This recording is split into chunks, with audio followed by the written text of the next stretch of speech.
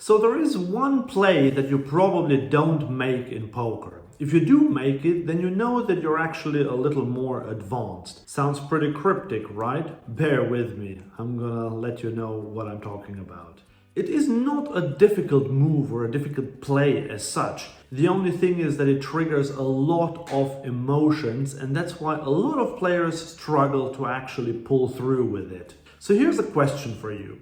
Let's say you have pocket queens, you play in a live game and you're in the hijack, you raise it up as you always do, and then the cutoff 3-bets you, everyone else folds.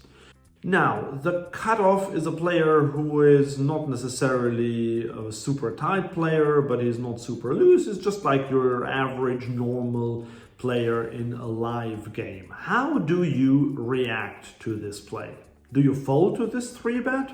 Well, unless your opponent is a total nit or unless you are a total nit, the answer is probably no. And that's fine, of course. In theory, you should never ever fold pocket queens to a 3-bet in a cash game. So I'll tell you what my personal trajectory has been. When I first started out, I would always flat call in this spot, no exception whatsoever. I would just want to see what the flop brings. I usually call the C-bet. Sometimes, depending on the board texture, I would even call another bet on the turn and then take it from there, either bluff catch on the river or then fold, or hopefully we'll just get to a showdown unless I hit a set, of course, or a straight or something like that. I don't think that there is much wrong with this approach. However, it is the beginner's approach.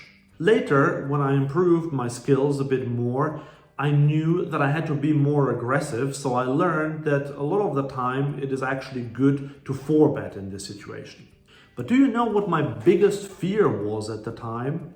4-betting and then getting 5-bet, usually jammed on. So what did I do? Well, I looked at the solver and I noticed that solver jams itself. It 4-bet jams pocket queens here. So rather than go into a more traditional size of something like between 20 and 25 big blinds with your 4-bet, you can just jam. And solver does this 50% of the time, and the other 50% of the time, solver will just go with a traditional 4-bet size.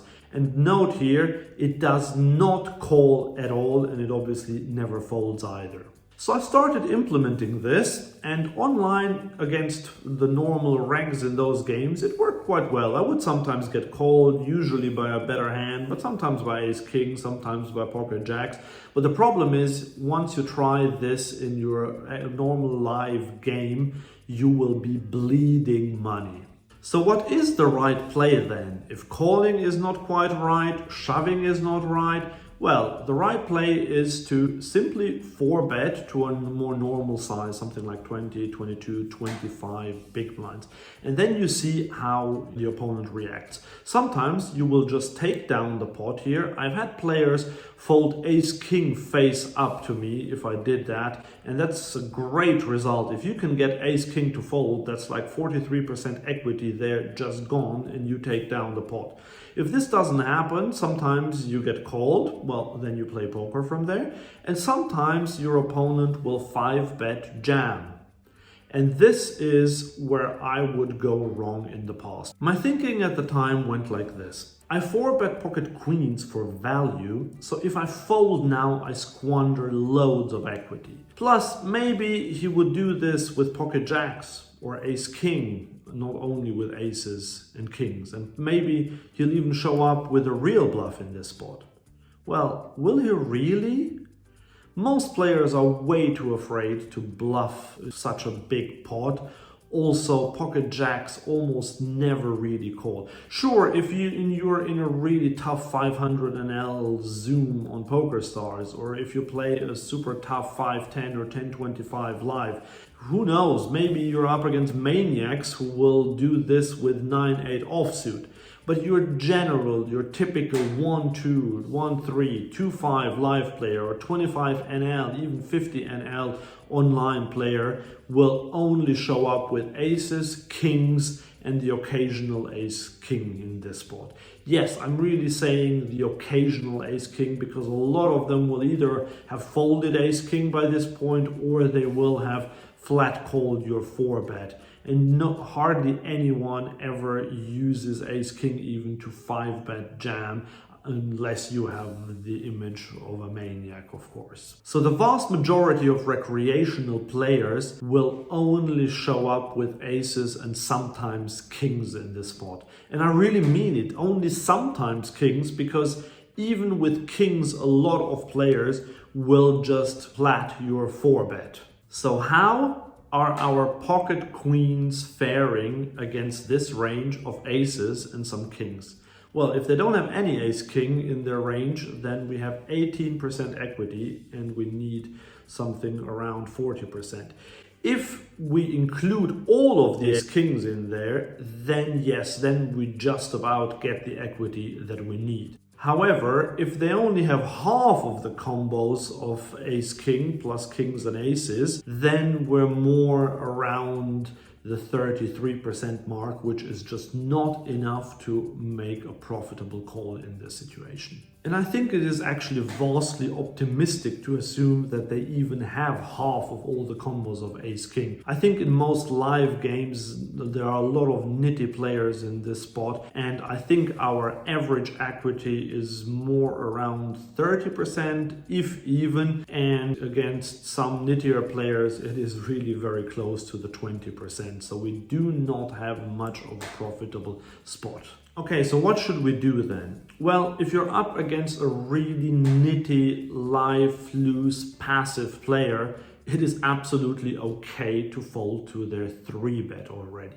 You do not have to even think twice about it. Don't overcomplicate yourself. You might be up against ace-king there, but you might be playing the guessing game, especially in this exact spot where you're out of position as well. It is just not worth continuing at all. You can just fold. Yes, it seems nitty, but this is the right play against this specific type of opponent. If you know that he's likely to bet a little bit wider, but not like super wide, so something like jacks, ace-queen, ace-jack, something like that, then you can still take the beginner approach of flatting the 3-bet there. But if he is a true reg at these stakes, so either live low stakes or at the micros online or even small stakes online, then I would recommend going for the 4-bet with a view to fold to a 5-bet jam. Yes, I know it hurts to fold such a big hand, but if you're not getting the right odds to call there, then what is the point? A lot of players get married to their hands and they get emotionally so attached to their big pre-flop hands that they can't fold them, even though everything, all the alarm bells should start ringing. If you can't let go of your pocket queens in this spot, your win rate will struggle. It doesn't mean that you're a losing player. I was guilty of doing this for a long time and I still had a positive win rate. However, you have to understand that calling a 5-bet jam with queens is usually a losing play. If you look at the solver output, you should never fold. It would be a blunder to fold pocket queens to a 5-bet jam, and this is how a lot of players justify their call there. But in real life, against real opponents, it doesn't work like that, because the solver finds some really wacky 5-bet bluffs here, which real players, real opponents almost never find. Okay, so what if you have pocket kings instead of pocket queens? Well, this is where things do change. Because if you're playing 100 or even 200 big blinds deep, then you can play your kings basically just like aces pre-flop. I would not alter that too much. If you get to around 300 or more big blinds, you do have to be more careful, and I have folded pocket kings once in my life when I was around 350 big blinds deep. So that does happen, and sometimes you have to do it because you just think that if 7 or 8 bets get in there, that your pocket kings are probably not good.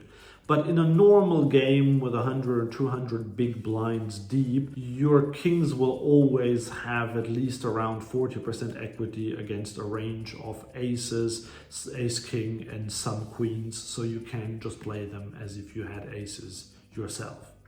And what about if you have ace king yourself? The advantage is that if you have an ace and a king, obviously you have some blockers to their big hand, so it reduces the chances that your opponent has aces or kings. But that doesn't mean that he can't have them, it's just a bit less likely that he has them.